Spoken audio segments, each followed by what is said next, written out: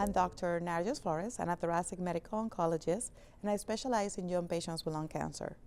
The most important thing about lung cancer care is it's a multidisciplinary care.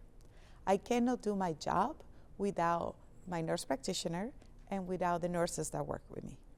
But we have to train our nurses and work with our nurses to provide the care that is tailored to the patients or young patients. So there's several things that are very important. First, ask the patient about communication preferences.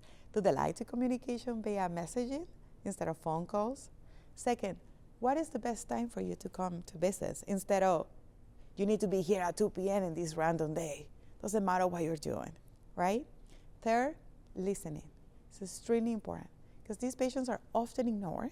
So just listening. How can I help you? Instead of, oh, you called me because of this. No. What's happening today? Let's talk about it. I cannot do my job without my Michelle. So Michelle is my nurse navigator. And I just talked to her already, and I think it's less than 9 a.m., 3 times. So it's essential that we all work as a team. There is nobody who's more or less than anybody, because our nurses are in the front line. They get to know our patients better.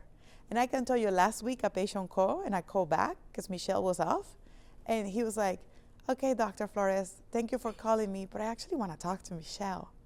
So that shows how essential our nurses are. And I can tell you how thankful I am. I was raised by nurses. My mother used to go to the OR and let me in the PACU. There is nobody who understands patients that are nurses. And when it comes to young patients, the same 3 things.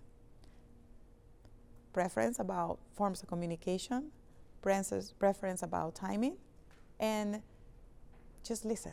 We can listen to our patients, and our nurses are always there to do that.